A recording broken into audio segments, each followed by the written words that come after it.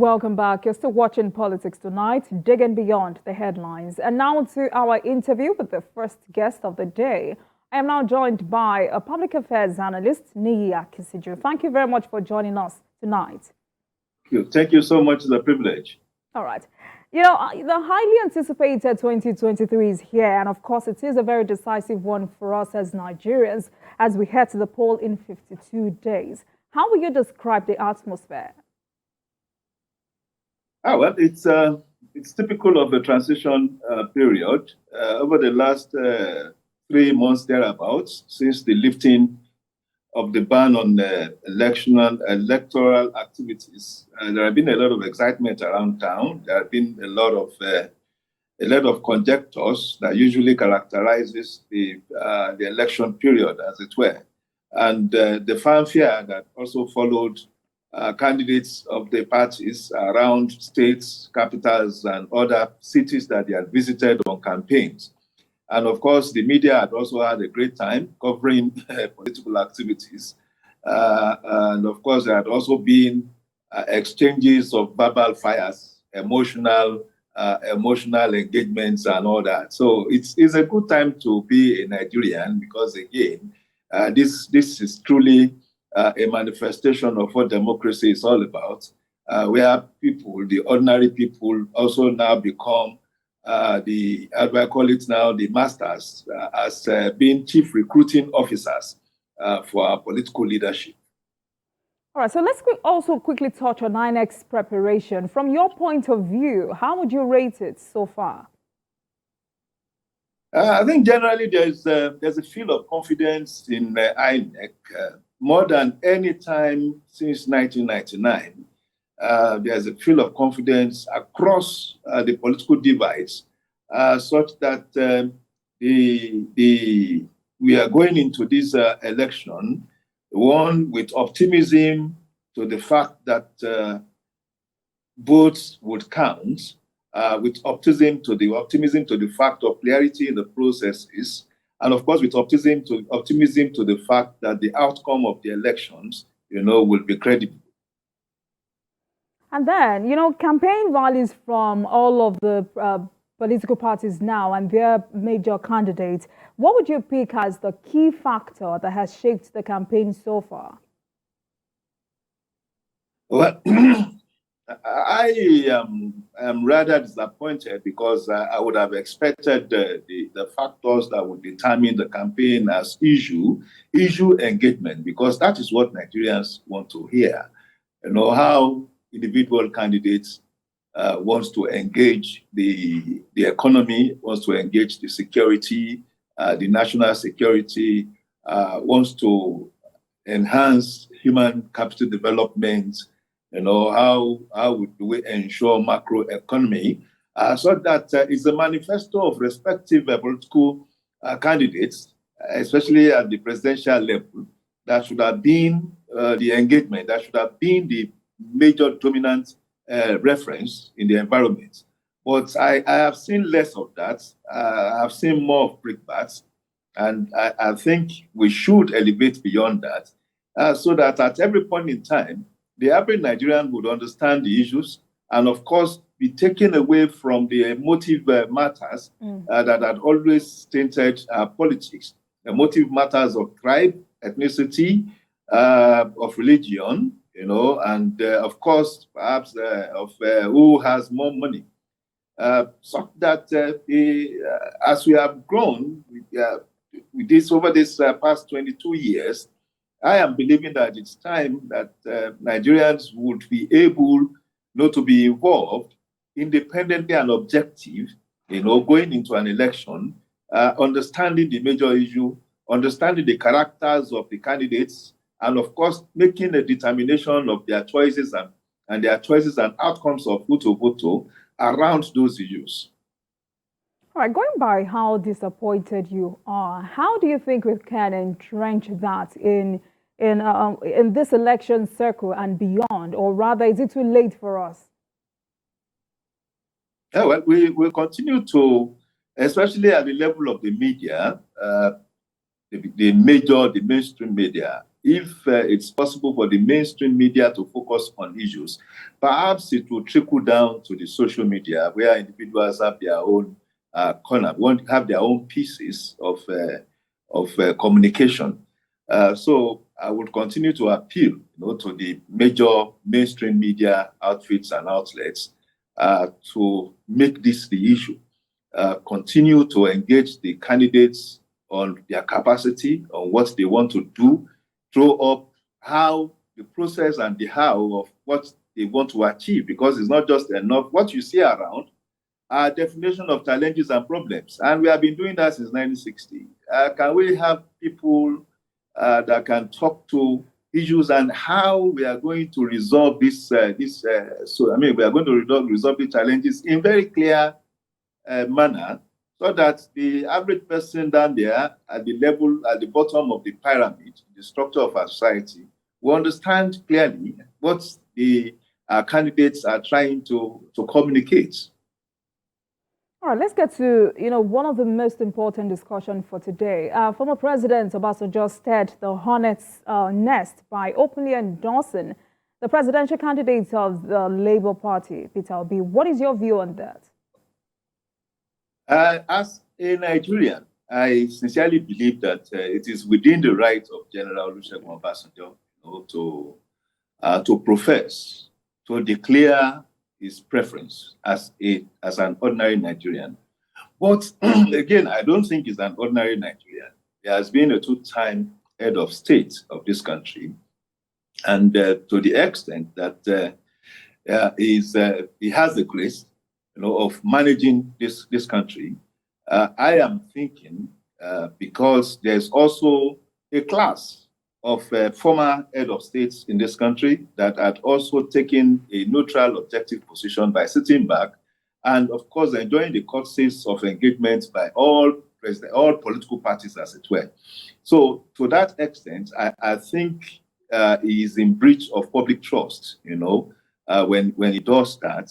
He had managed that office before, and in the like of others that had managed the office before, he is supposed to be seen as an elder statesman, and as an elder statesman, is supposed to be seen as neutral, and as being neutral, is supposed to be seen to be all embracing of all dimensions and branches of the political class, as it were. So to that extent, I think it's not appropriate for him to come to the arena. But yes, he has a right truly to say, this is my preference. However, where I also feel there's a deficiency is the fact that he now tried to also position himself as a major achiever and therefore an icon, more or less, in the Nigerian political firmament, to determine, the kind of characterization of leadership that we assume, or rather that he assumes that it fulfills, in terms of the quality and the extent of capability, a leader, a presidential candidate should have. And I am saying that he could have declared, or he could have endorsed Mr. Peter Obi without anybody, I wouldn't have even have referenced it to that just been a passing statement as far as I'm concerned. But I feel concerned that Obasanjo will now start pontificating on who is appropriate, to be the president of this country, and of course trying to claim the fact that he has experience and he has been able to deliver on the purposes and the direction of good governance when he was in government. And I am saying no. Some of us followed him and had been followed him and are critical. Are critical of his achievements. I am claiming, and the facts and figures are there, to show that the Obasanjo administration between 1999 and 2007 was a massive failure and does not compare to even the successors that he had, since he left office in 2007. I cannot see any major accomplishment of that administration to point to. And I keep challenging people who perhaps are also his followers, to point me to one accomplishment, either in terms of physical infrastructure or policy engagement that were appropriately conceived, appropriately implemented, and appropriately crystallized, because it's not enough to conceive an idea or to conceive a policy. It is not enough to start to commence the process of the implementation of that policy. It is important that the intent and objectives of that policy should be crystallized. That is the end, that's the exit point for any policy impact. So can somebody point me to that? I have not been able to see any. Now, if I can quickly make certain observation, for instance, between 1999 and 2007, Nigeria, first, Obasanjo inherited a very small Nigerian population. In 2006, we were 140 million, compared to what we have now, more than 200 million. Now, at 140 million, in 2004, 2003, between 2003 and 2004, when the National Living Standard Survey was conducted, more than 64% of that 140 million Nigerians were living in abject poverty. That was the outcome of that survey. Now, the unfortunate thing, when you now compare and contrast the kind of resources that are available, to that government, simple calculation shows that the government had more than $200 billion with that small, relatively small population. Mr. Akinsiju, some analysts will continue to give him credit, especially because he took over from a military government, a military administration. It was not the author of the democratic struggle that led to the military exiting. We know the authors, we know the activists, we know those who championed the efforts. In fact, at a point in time, General Olusegun Obasanjo was more or less on the sideline, except the fact that he wrote a letter during the Abacha period, and he was jailed as being a coup plotter. But we know those who were very, very active. I know, for instance, that Asiwaju Ahmed Bola Tinubu was a very active participant in that struggle. I know that Dr. Ghana, Jerry Ghana, was an active participant. I know that Dr. Ekweme, former vice president of this country, was an active participant. We have so many of them. Mr. Akinsiju, at this moment, allow me to say that we're not talking about a democratic struggle, but then having achieved the little you say he achieved, don't you think he deserves some credit? Please, can you just ask, can somebody point me to what he achieved so we can appropriately put it in context? The context of resources available, the context of crystallization, as I said, the context of crystallization of that policy.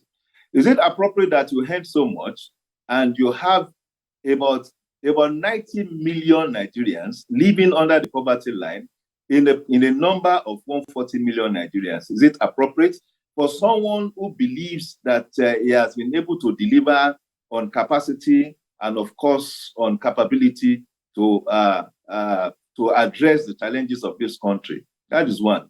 Then two, is it also appropriate for someone under whose watch most companies shut down? In fact, Dunlop and Michelin and Perrier, one of those tire producing manufacturing countries and companies, fled Nigeria between 2001 and 2007. So, and I also make a reference to the fact that at no point in time since 1999 had we experienced the highest form of inflation rates in this country, except during the Obasanjo years, when in August 2005, inflation rates skyrocketed to 28.2%. It had never happened before. So when it's claimed to leadership, when it's claimed to competence, is orchestrated. some of us would want to wait and say, we need to question this, we need to critique this. And that is why I, as much as possible, I am saying I am not bothered if he endorses anybody, but he should not come and pontificate.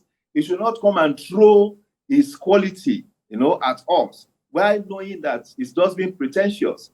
And the fact is, we have seen governments since then.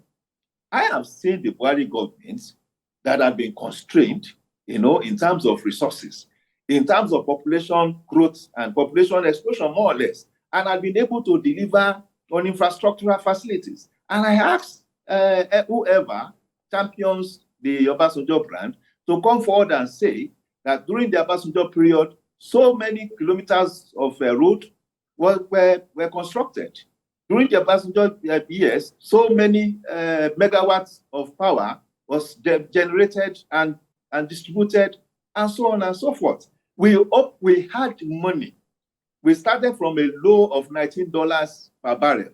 And by the way, let me just say this. By the time General Obasanjo came into office, 90% of our total revenue earnings, was from crude oil. By the time he was leaving, it was still in that same range, which means he was not able to diversify our revenue base, or what we call the earning, the income base, as it were. So we were merely fixated on crude oil.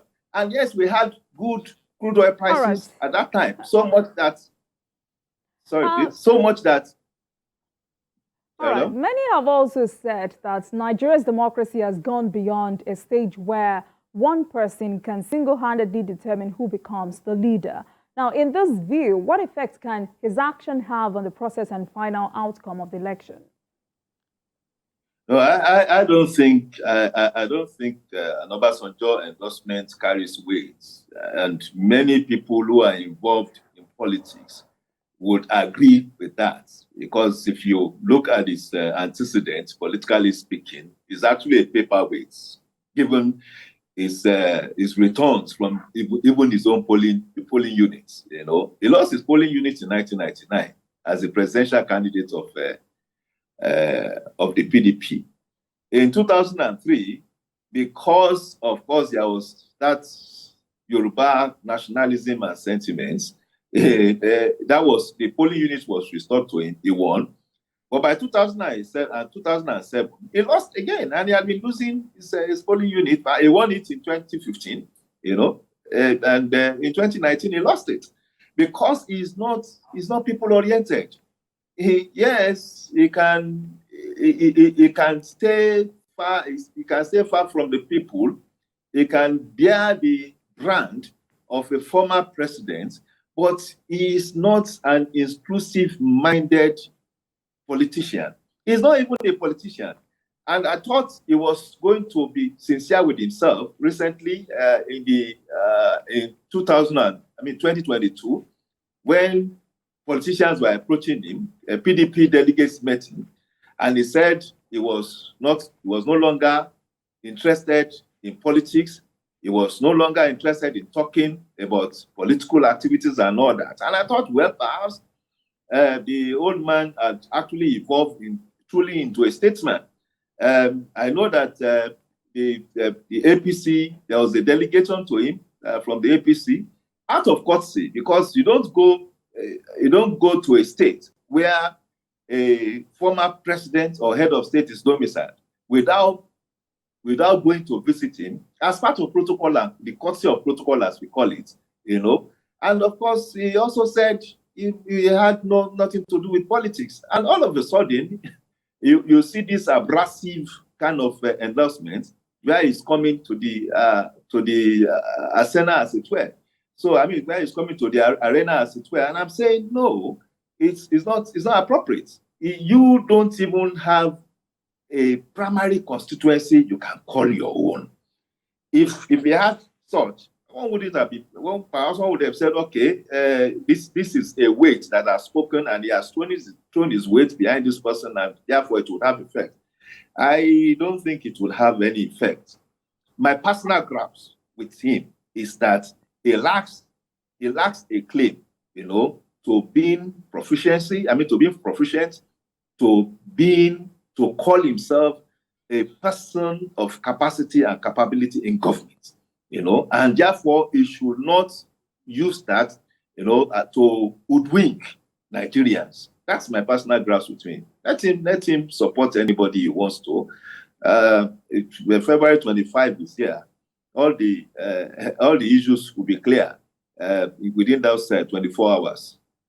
All right, then. Mr. Akinsiju, we still have a lot to discuss on this particular issue, but then that will be right after this break. Please stay with us. Don't go away. All right.